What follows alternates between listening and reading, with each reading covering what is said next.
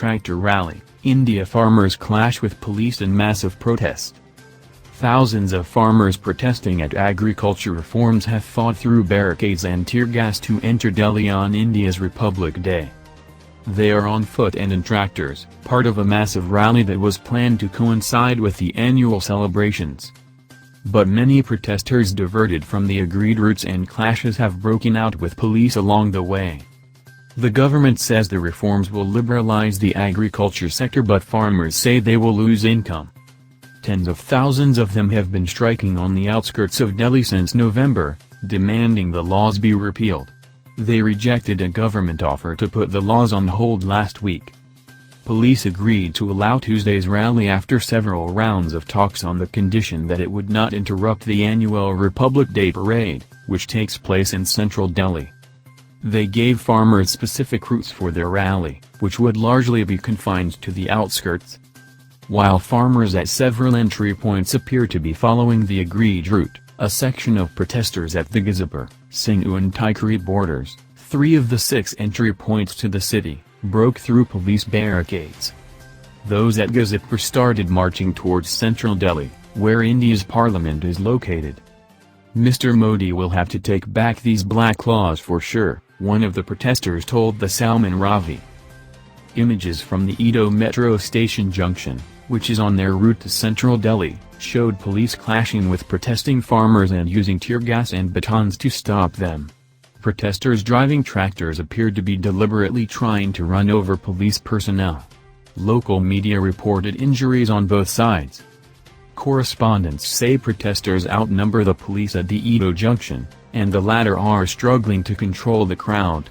More scuffles are expected along the way as they are not allowed in central Delhi where official celebrations are taking place.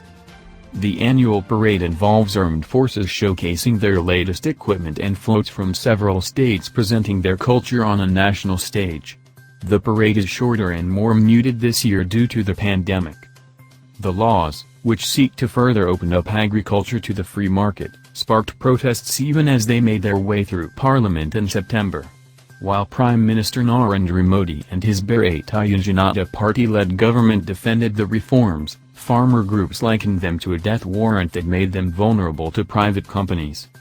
The standoff continued as tens of thousands of farmers from the northern states of Punjab and Haryana marched to Delhi in late November and began sit-ins at the city limits, many of which still continue. Taken together, the laws loosen rules around the sale, pricing and storage of farm produce, rules that have protected India's farmers from the free market for decades. One of the biggest changes is that farmers will be allowed to sell their produce at a market price directly to private players, agricultural businesses, supermarket chains and online grocers. More than 90% of India's farmers already sell their produce in the market, and only about 6% of them actually receive assured prices for their crops, guaranteed by the government. But farmers are mainly concerned that this will eventually lead to the end of government-controlled wholesale markets, mandis, and assured prices, leaving them with no backup option.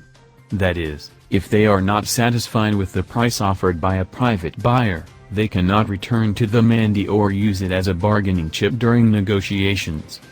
Most of the protesting farmers are from Punjab and Haryana, where the 2 biggest crops, wheat and rice, are still sold at assured prices in mandis.